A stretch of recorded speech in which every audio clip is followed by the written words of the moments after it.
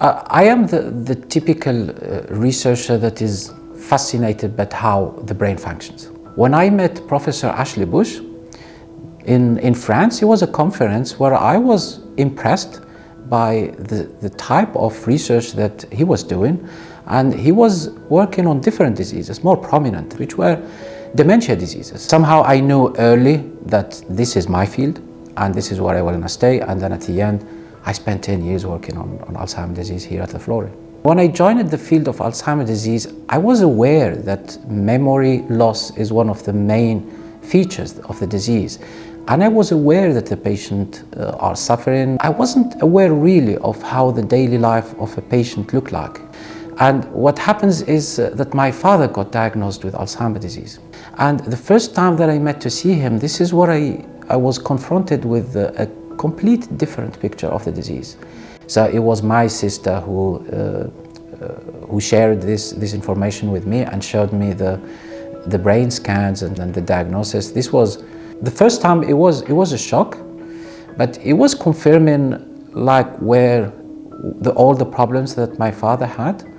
But it was shocking to know, because when it happens to someone that you love, this is different. But because I am a scientist, because I know more about the disease, it wasn't something that I didn't accept. It was something that it's part of life, and it wasn't really very confronting. I think the confronting part was seeing my father, because it was shortly after COVID. It was 3 years that I wasn't able really to see him in person. And then traveling back to Morocco, this was the first confrontation with really what the disease is. My dad retired already a long time ago. And then after he was diagnosed with the disease, he started waking up sometimes at 2 in the morning or 3 in the night. And he was opening the door and then trying to go to work.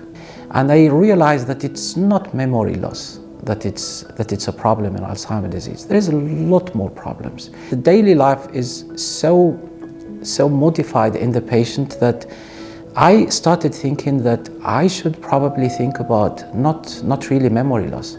I should think about the brain as itself is shutting down slowly.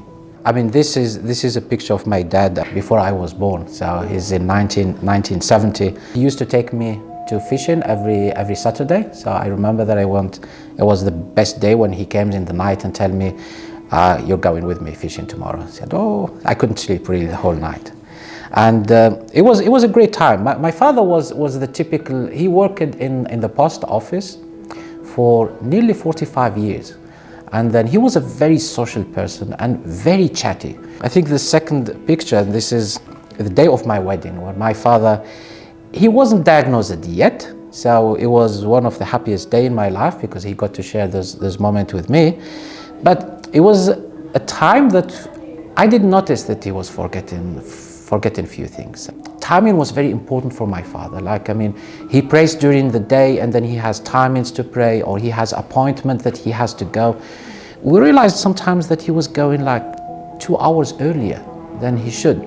The biggest wish that I had was that he will remember my name and then remember the name of my kids. He got to do that. So I think in 2021, he was the first time that he did see my son, and he did play with him.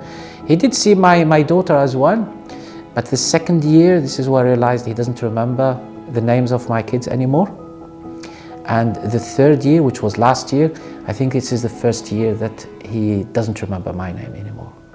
So sometimes he does feel that it's his son, that it's someone familiar with him, but he can't really understand that I am really his son. And then the name, he doesn't remember the name anymore. There are a lot of medications that were prescribed for my father. And it's a struggle for the Alzheimer's disease patient. It's a struggle because the medications, there are medications that treat anxiety, treat depression, and this is something that was affecting my father a lot. The medications, they had a short-term effect. And after that, the biggest effect that they have, it was affecting also his sleep. He wasn't sleeping at night at all. He was sleeping during the day, and it was a struggle for my family. What we are trying to investigate with our research is that how are the brain cells dying? So we know a lot about the disease in terms of what are the risk factors. We know that there are genes that represent a major risk factor for the disease, but we are not targeting the incidence. We are targeting rather the process of neuronal death. And then we believe that if we find additional genetic factors or lifestyle factors or diet or any factors that may slow down this neurodegeneration, this will be effective in having a better outcome for the patients that are suffering from the disease. Let's slow down the process of neurodegeneration. Let's slow down the process of dementia. This will help in the daily life of patients and their family members. And this is, I think, the take-home message that I took from my personal story with my father, which did teach me to see the clinical aspect that a normal researcher is not confronted with in his daily life.